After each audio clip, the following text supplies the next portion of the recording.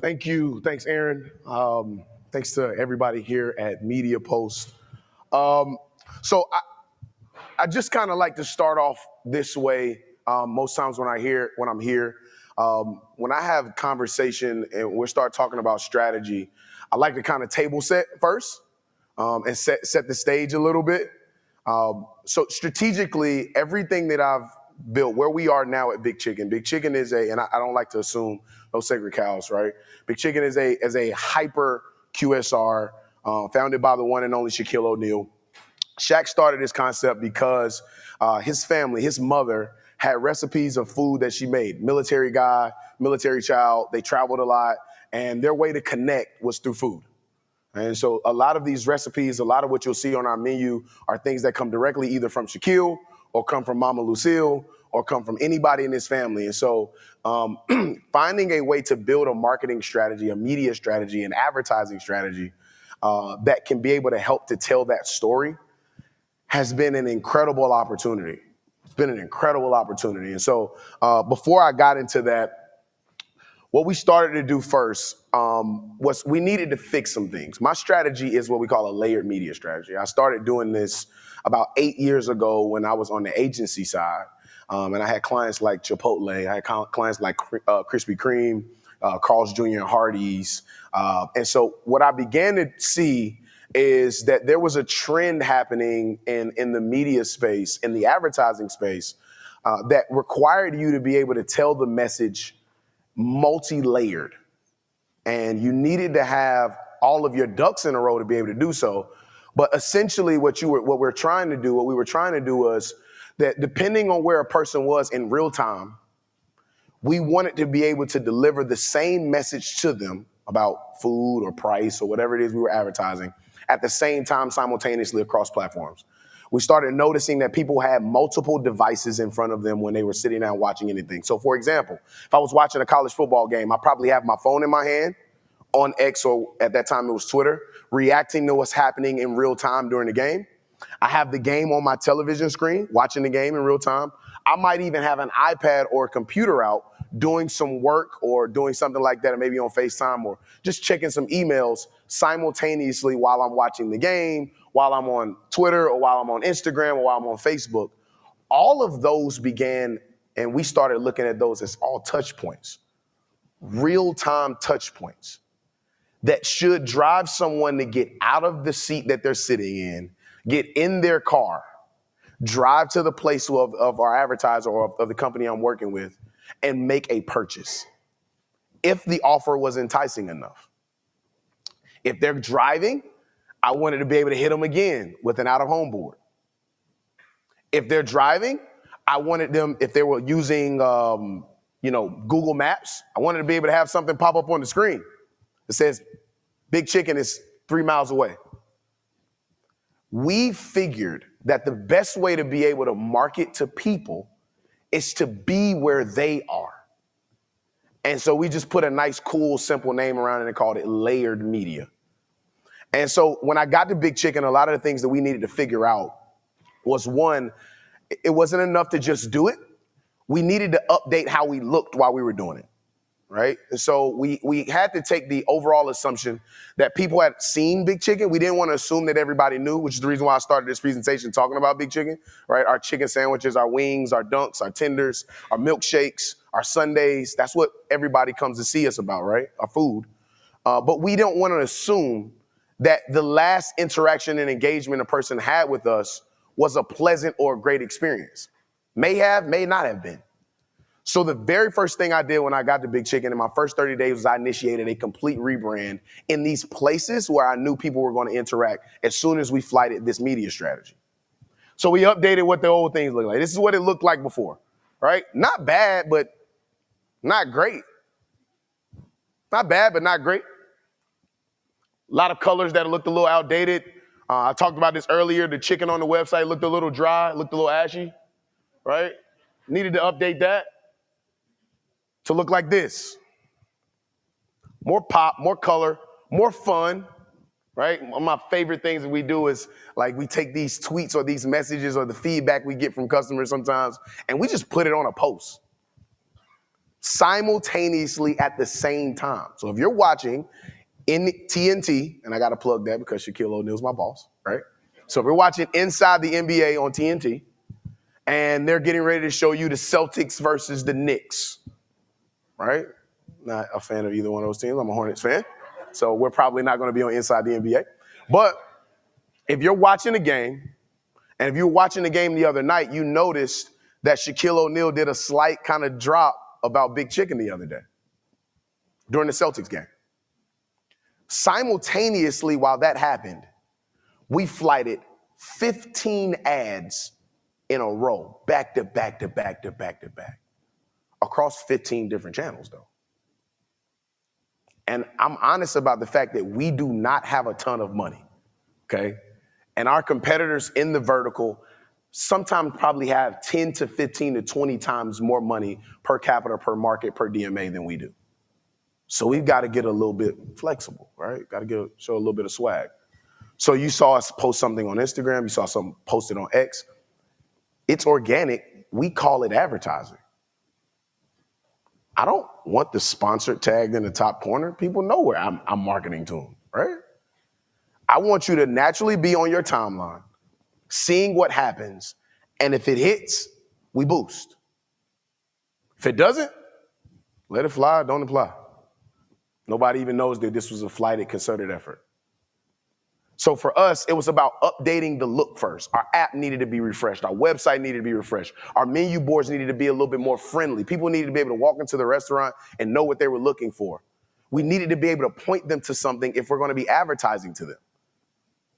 Worst thing we could do is have somebody come inside of our restaurant after we've advertised to them and they can't even find the thing they came to look for on the menu board. On top of that, we flighted these kind of funny looking, and it does kind of look funny, but these are in-market marketing materials that we use to be able to market toward audiences that we know we haven't communicated with well. And what did that do?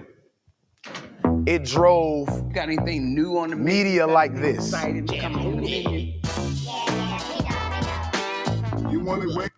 Shaquille was so excited about the way we took media that he said, okay, all right, I see what you guys are doing and I see the direction you're going in. Let me buy in a little bit more. Hadn't had the opportunity or the excitement to want to buy into marketing or media or advertising prior to. We started building relationships with our NIL athletes across our footprint. That's Chance, who plays for Texas Tech on the basketball team. That drove, you see the KPIs that matter there, that's cool. But for me, what matters is, did we sell something and did we drive a repeat customer by selling that? By doing it this way, by bringing Shaquille into our media strategically, by utilizing Shaquille to amplify the message, because I can't put it on television, I don't have the money. But Shaquille O'Neal as an individual brand is just as big as running something on a television channel anyway. I mean, the guy's got over 100 million followers across all of his social media platforms. If I could just get a little bit of segmentation in there from an audience standpoint, if I could treat Shaquille O'Neal, the brand, like I would ESPN Plus or Disney Plus buy, and get the max avails and say, hey, man, you know, how many available impressions do I have in the Lubbock market versus the Detroit market? If I could just do that, then we could tackle and do something special in our advertising and marketing. And so when we have moments, we could be able to specialize those moments and amplify the message to a large enough audience. So we fixed how we looked so people, when they came to see us after we advertised and marketed to them, they would see a different look. We utilized a different marketing message. We made it more strategic, and then we amplified it by utilizing Shaquille strategically.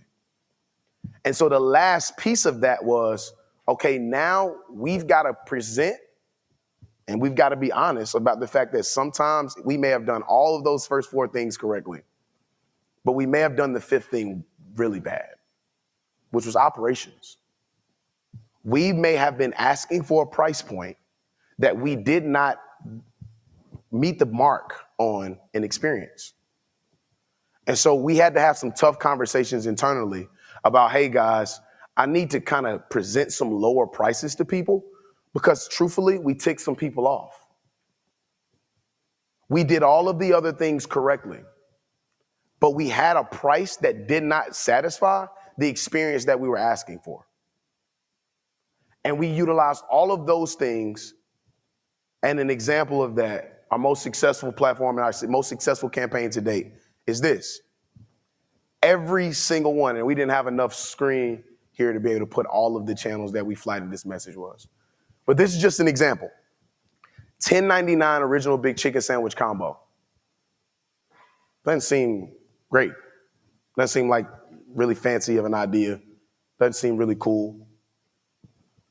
But by applying our strategy, changing how we looked, utilizing strategic messaging, amplifying the message through Shaquille, we were able to drive 17% rise in guest count, 24% rise in average check on a 6-week campaign.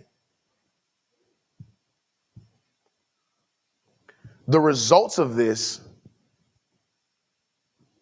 drove us here. Double-digit sales growth through our digital channels.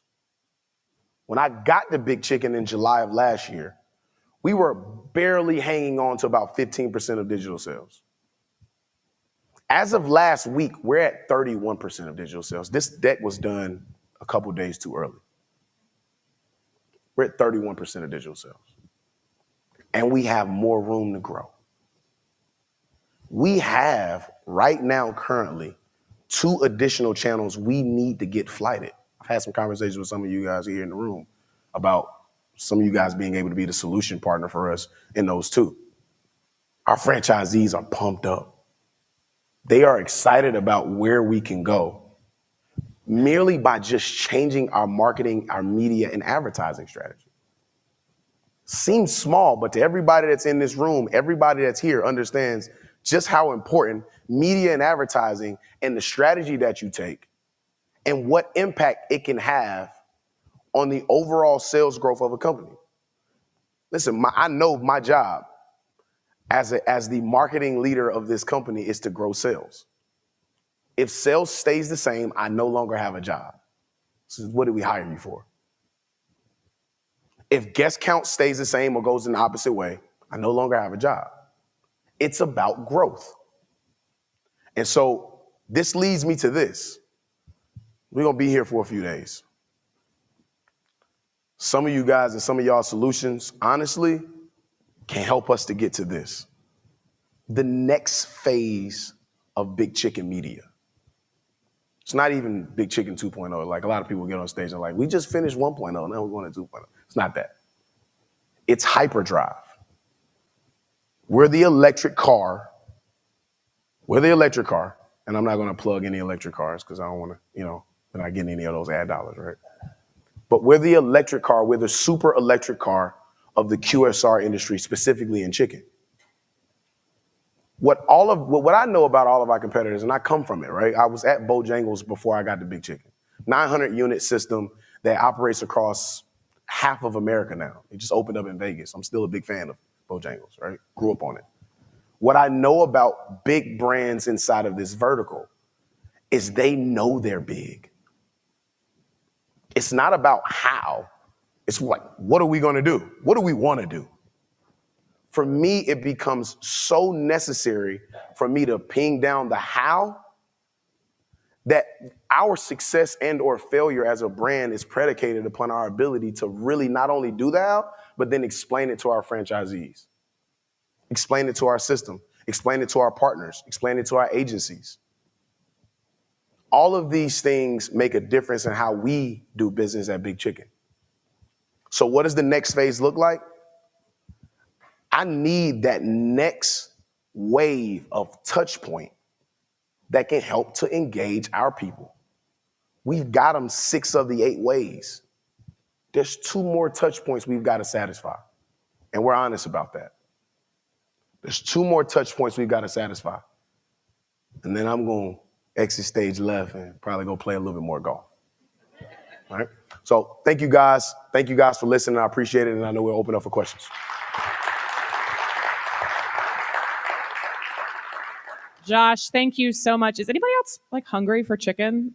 all of a sudden. And I have to say, Bojangles, Big Chicken, did you plan to always market fried chicken as part of your career journey when you were a little kid, or did that just fall into place? Yeah, honestly, yeah. I told my dad when I was like 10 years old, nobody can sell chicken better than me. Right? So, but quick, fast story. Like my dad, when I was a kid, my dad had a sandwich shop, and his most popular sandwich inside of the sandwich shop was a chopped chicken sandwich, right? And so I would go in on the weekends and help my dad, sell chicken sandwiches. And sometimes I would, as people were walking by the sandwich shop, I would like go out and say, "Hey, have you had our chicken sandwich?" This is a little kid, right? And so my dad literally, one day I said, "Nobody sells chicken better than me." Look, I didn't know that 20, 25 years later, I would have to live up to that, right? So, yeah, so. I mean, Church's, Popeyes, Chick-fil-A, you have a whole host of places you can go to if this big chicken thing doesn't work out. I know, right? Questions from the audience. I see one over there, Doug. Oh, in the middle. Raise a hand higher for us. There we go. Thank you. Alex from Good Apple. We're an independent agency. This presentation right before lunch, guys. Well timed. I'm definitely hungry now.